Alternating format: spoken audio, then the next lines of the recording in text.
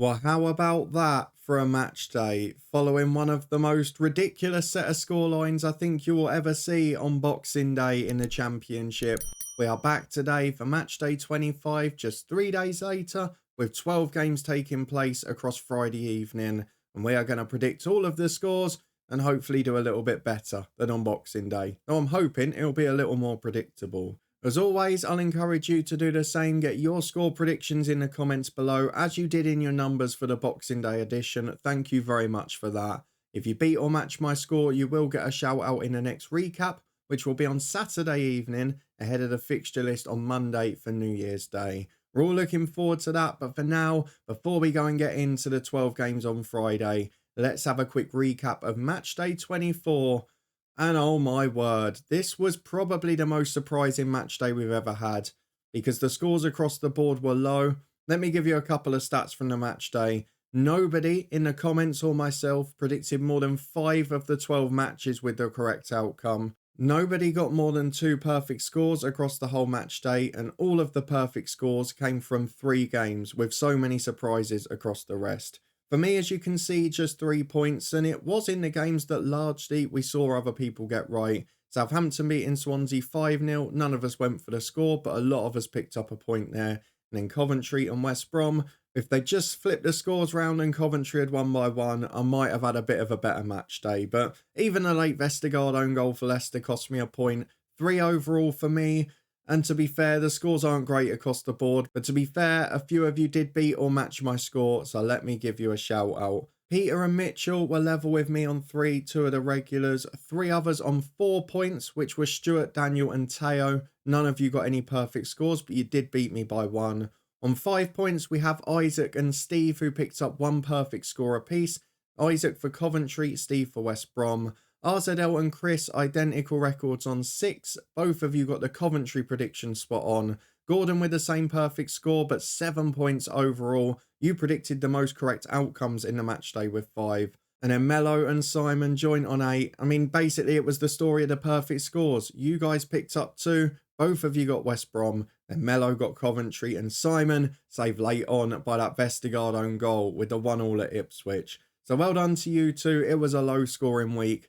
Let's see if it's a little bit easier this time around. We begin match day 25 with the early kickoff at 6 p.m. and on paper a bit of a home banker because it is Southampton versus Plymouth Argyle. Southampton with a thrilling 5-0 win against Swansea. They'd beaten Blackburn 4 in their previous home game as well. Whereas Plymouth have yet to win an away game this season. A good fight back for a 2-2 draw away at Cardiff after similar against Birmingham to get a 3-3 draw at home. Plymouth are scrapping, they're picking up points, they're doing well. But away from home, they've not been consistent this year. And actually, they've done well to pick up a couple of draws recently. For Southampton, though, the goals are flowing, the unbeaten record is exceptional. You've got to back them to win this game. We all know the Championship can deliver surprises. But I do think, despite Southampton's recent defensive brilliance, they are going to be undone a bit by Plymouth because they'll be aggressive. They'll try and chase the game if they're a goal behind. And in Morgan Whittaker, they've got a player finding form and starting to look a real goal threat. So I think this is going to be closer than people are expecting down on the South Coast. But I am going to go with the form book for a home win. I'm going to go for Southampton to nick it in a thrilling early TV game by 3-2 on Friday evening. Let's move on to the 7:45s and we begin with Birmingham City versus Bristol City. Bristol City were brilliant at Watford with a 4-1 win. 3 consecutive victories for them. And I know I took a little bit of stick for not predicting a Bristol City result again, but you've got to give me a little bit of mitigation here because Bristol City, since we started doing these predictions in lockdown, have officially been the most inconsistent team in the Championship. They've won 3 in a row now, which makes me absolutely petrified of going for 4, but it was a really good performance under Liam Manning, and he's adapted his style a little bit to suit the players at the minute. It's not how I would expect Bristol City to be playing in a year or two's time if Manning is still there. But he's really getting quality out of these lads and he's produced a ruthless display there. So got to be happy with Bristol City's win. Whereas for Birmingham, the problems, the woes continue. From the playoff places to a relegation battle, they are now in a big mess. And you know what they say about people who make the same mistakes more than once? Well, Birmingham opened up for Stoke exactly the same way they did for Leicester, leaving 3-on-3, 4-on-4 on the counter, and a Stoke side that have struggled for goals this year, that have not been able to put three past teams very regularly, were able to carve them open and make them look poor. So the defensive record for Birmingham is a mess. That is 3 successive games they've conceded 3 goals in. And you do have to be very worried for them now. Are they going to bite the bullet with Rooney and admit they've made a mistake?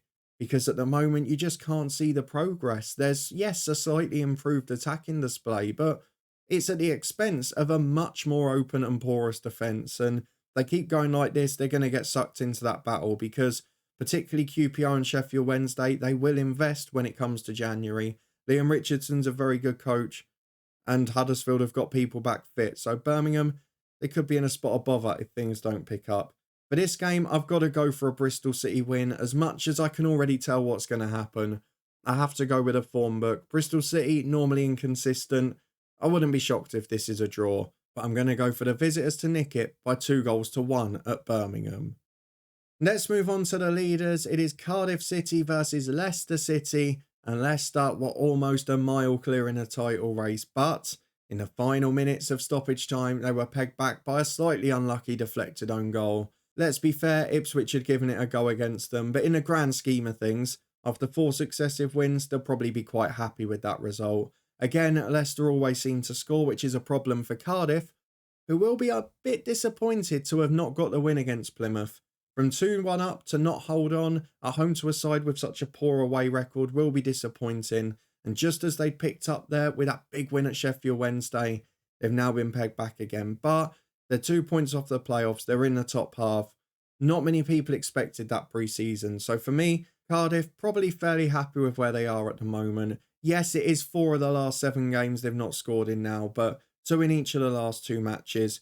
They're going to need that against Leicester. But I do think that run will come to an end because generally, when they have played the top sides recently, you look at West Brom, you look at Southampton, even Hull, who are up in 7th now. They have drawn blanks in all of those games. And while I do think they'll set up a lot more cautiously and not offer the space to Leicester that the likes of Birmingham did or the likes of Millwall did, I do think it's going to be a frustrating day that ultimately ends in victory for Leicester. So I'm going to go for a tight game again here. And I'm going to go for Leicester to nick it by 1-0 against, on this occasion, a defensive Cardiff side. Let's move on to a side that are finding form. It is Coventry City versus Swansea City. Oh, it's a good run for Coventry now, isn't it? Just 1 defeat in the last 7. They've started scoring goals as well, with 3 at Sunderland and now 2 at home to Wednesday. And yes, they're expected to win those games, but when they've played the top sides recently, they've given them a game as well. For Swansea, bit different, isn't it? A big win against Preston, all that hard work undone against Southampton. Russell Martin getting his one over on his former club. Alan Sheehan struggling to do the same in reverse. But Swansea, I mean, we've talked about this under multiple managers for multiple years. They do like to shoot themselves in the foot. Some of the defending, some of the opportunities they gave up. It's just so poor. And as soon as Southampton pressed them, they looked absolutely petrified. It wasn't actually as one-sided as some of the games Southampton have struggled to win at home this year. But when Swansea are giving up the chances they are, albeit not taking a couple of their own as well, it was always going to be a difficult day. And it proved that way for Alan Sheehan's men. They're coming up against the Coventry side now who are doing exactly what we said. They're finding form. They're moving up the table. They're starting to score goals with a couple of key players back. And albeit the red card at the end will be a frustration, Sakamoto, another man starting to star. Coventry just 3 points off the playoffs and 1 off the top half. And I think they're going to be up there again this year, as we said in pre-season. So on this occasion, I'm not going to go for a big win again. I am going to go for Coventry to win at home by 2-1 against Swansea. Let's move on to a game between sides that had very different Boxing Days because Huddersfield were brilliant in a 3-0 win at home to Blackburn. Middlesbrough frustrated in a 1-0 defeat at Rotherham. And you can almost see a similar pattern coming in this game, can't you? Huddersfield bounced back after that defeat at Norwich, a really crucial win to move that gap from the bottom 3. They're getting their attacking stars back in the team and back to fitness, and they're all contributing goals in this game. We know the quality they've got up there when everybody's fit, and they restricted Blackburn to not a lot on target, let them have the ball in their own half, then took their chances on the counter and looked a real threat. Darren Moore, perhaps a little bit like a couple of the other managers we mentioned with Liam Manning, Not able to play the way he'd ideally like to with his side, but is finding a way to churn out results, so have to give credit for that. For Middlesbrough, it was much the opposite. They had bundles of the ball against Rotherham. They had nearly all of the shots, nearly all the shots on target, and conceded the only one they faced. So one of those frustrating days. We did think it would be a game like that, and we went for a 1-1 draw. In the end, Rotherham managed to hang on, and Middlesbrough will be frustrated, which will be very annoying for them because after a couple of really good weeks, getting through to the Cup semi-final, back-to-back league wins as well, to then fall away again when they could have, if they won that game, they would have been up in that playoff mix. They would have been in 8th place going into this one. It will be annoying for them, but they're going to have to get over it because it's going to be a very similar opposition in Huddersfield. They'll give up the ball. They'll let Borough keep it at the back. They'll try and stay strong and then hit on the counter. Will Borough be able to deal with that? Will it be frustration? Well, Huddersfield love a 1-1 draw, don't they? So I'm going to sit on the fence. I'm going to play safe. I'm going to go for the Championship's favourite scoreline in this one. Let's move on to two sides that had a very frustrating Boxing Day. It is Hull City versus Blackburn Rovers. We mentioned Blackburn's defeat at Huddersfield just fell into the trap. And to be honest, they've done this all season, haven't they? They create chances, which they don't take and quite often don't hit the target with. And they're so open and porous defensively. It's incredibly frustrating because there's the nucleus of a good side there. But defensively, only Rotherham have got a worse record in the league. And it's not good enough. It's as simple as that. They don't like drawing games. They don't cling on to them. They lose, they normally lose heavy, as we saw against both Southampton and Huddersfield. Of course, they had the defeat against Watford in between, and that makes it 5 defeats in 6 for them now. Yes, Hull City not had the best couple of weeks, 2 defeats in a row by the odd goal, and against Sunderland, a bit of a frustrating day. It was a fairly even game. A draw may have been fair, but Jack Clark saved the day for the visitors, and Hull had a couple of chances, didn't take them. So Liam Rosenior has got to find a way to get back in form now. It has been a tough couple of weeks since the new deal was signed, but I have full faith in them to get back to it in this one. You've got to bank on one side to take their chances here. And while I was going to go for a 1-0 win for Hull City, I'm going to bring up the goals because generally we saw a lot of them on Boxing Day. And I'm going to go by 2-1 for Hull City against Blackburn. Let's move on to another game that will be a potential home banker. It is Ipswich Town versus QPR, 2nd v 22nd. And for Ipswich, well, the frustration of Leeds is behind them because that 93rd minute equaliser against Leicester will have felt like a winner. It keeps the gap crucially to 5 points in second because Southampton closing hot on the tails. And obviously losing to Leeds heavily put a bit of pressure on. But they're doing really well. They gave it a go. Yes, they fell behind in the first half, but it didn't offer up a huge amount to Leicester. And after that, well, they didn't create many brilliant chances and they were sort of wasting opportunities at times. They did end up with a big equaliser and they kept putting pressure on and eventually it did tell. Against a QPR side who have had a dismal run, now 4 without a win, 3 of those against sides in the bottom third of the division. And just as it looked like Martí Cifuentes was picking up, it's all started to go wrong again.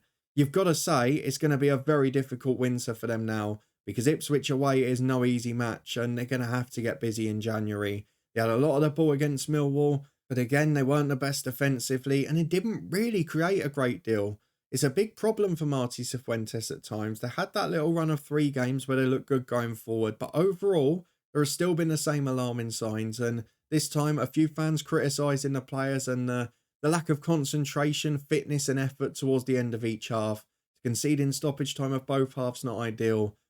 And on this one, I think we can only go for one winner. We saw plenty of shocks on Boxing Day, and we all know what the Championship can do. But on paper, you've got to go for a big Ipswich win here. The big scorer is at home, and I'm going for it again, this time by 3-0. On to the side that beat QPR, it is Millwall versus Norwich City. Millwall with that win against Queen's Park Rangers, an important one for them. They hadn't won since Joe Edwards' first game, but it does just push them away from that bottom 3. 6 points the gap now. If they lost it, would have been a lot closer, as we know. Whereas for Norwich City, a 1-0 defeat at West Brom, a little bit of a frustrating one. But let's be honest here, they've been struggling away from home for a little while. I know they got that win at Bristol City, but they blew a 2-goal lead at Watford. At Ipswich, they were struggling and clinging on. And against West Brom, they're always a tough side to face. And when you're down to 10 men in the first half, it's not going to make it easy, is it? Was a dominant display by the host, but they didn't give up too many great chances, and we have seen Norwich fold away from home defensively at times, so they'll probably be pleased to have kept the score down in this one. I do think it's going to be an interesting game because Norwich have got an attacking threat, but Millwall haven't been that convincing under Edwards, and even against QPR, it was in complete dominance. They've not scored many goals regularly. When they have opened up, they've often been carved open defensively as well. It has been a tough run of games, albeit at times with Leicester, with Ipswich, with Cardiff, with Sunderland. But on this occasion, something's telling me Norwich are going to nick it. It's one of those games that probably a few people will predict either way and a lot will go for a draw. But I'm going to stick my neck on the line and go for 2-1 to Norwich City. Next up, we move on to Preston versus Sheffield Wednesday. Now, Preston North End were very thankful to Ilian Meslier, who at 0-0 decided to get sent off and give Preston an opportunity. Despite that, they made very hard work of beating 10 men. And you have to say, towards the end, and I say this a lot, they don't dominate games, whether it's 11v10, 11v11, who the opposition is. Yes, they got the win, but they relied on a bit of individual magic. A brilliant goal from Miller to nick the game. If we're being honest, on another day that's a draw. They never look like carving a team open. They never look like they're going to win a game. It's so infuriating. But they did get the victory. Fair play to them, it's 3 big points. And remarkably, despite their awful defensive record, the fact they've got the worst goal difference outside the bottom 4, they are sitting 1 point off the playoffs in 9th. And if they win this one, there's every chance they'll be in it at the end of the day. They should win it as well because they're playing Sheffield Wednesday, who are only off the bottom of the table on goal difference, who got a late red card to an important defender in the defeat at Coventry, and who, after showing positive signs in recent weeks, have just started to fall away again. To lose the game against Cardiff at the weekend would have been even more frustrating from the position they were in. And then in this one, it was a nothing game. They had the best chances of it away at Coventry, but they didn't take them, then didn't defend their own goal well. And this is a game where, honestly, I think any score is possible. I don't think there's going to be many goals. It could well turn into a thriller, but it's going to be because of mistakes if so. Both sides look a little bit uninspiring. Preston started the season really well and have faded.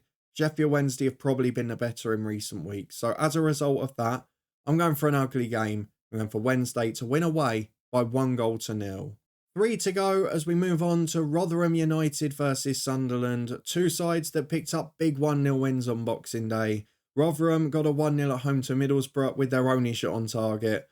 You would definitely call this a smash and grab. If you're playing Football Manager, you'd be complaining about the match engine if you were a Borough fan there. That was a gutsy defensive display from Rotherham though. They've been competitive. They're not playing away we're used to seeing from a Liam Richardson team, but they got the result. And after the last few results, that's something that was desperately needed. They've had a tough run of games as well. They've got to pick up wins at home because we've talked constantly about how dismal their away record is. They're up against the Sunderland side who, after a disastrous start under Mick Beale, did pick up a big late win away at Hull City. Jack Clark to the rescue in a pretty even game. I'm not sure there was a huge amount there to inspire, albeit a much better defensive effort. But I do feel they're going to struggle more in these types of games when the onus is on them to break a side down. We saw it with Beale at QPR and in particular at Rangers.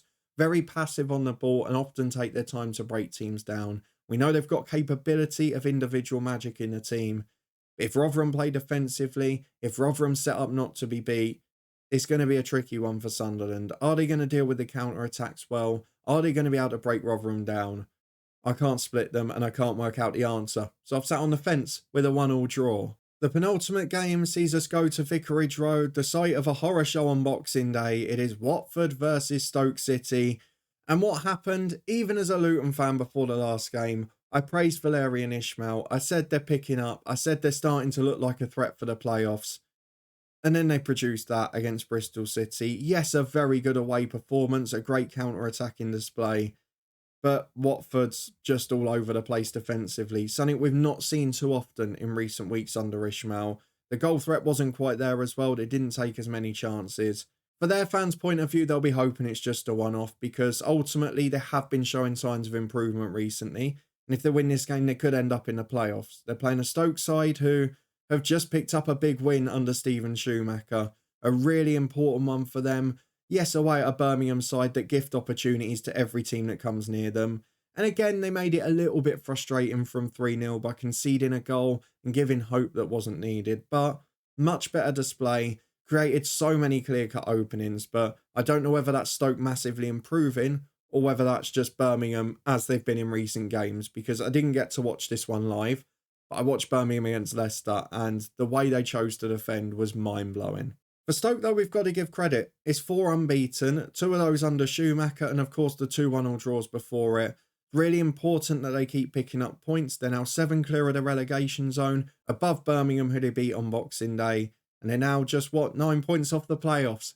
Could Schumacher get it going? I'm not sure about this one, because Watford have been poorer at home recently. They didn't beat Bristol City. They didn't beat Ipswich. They didn't beat Southampton. Stoke on paper an easier game, but they've got the new manager bounce. They've got a few strikers ending goal droughts there.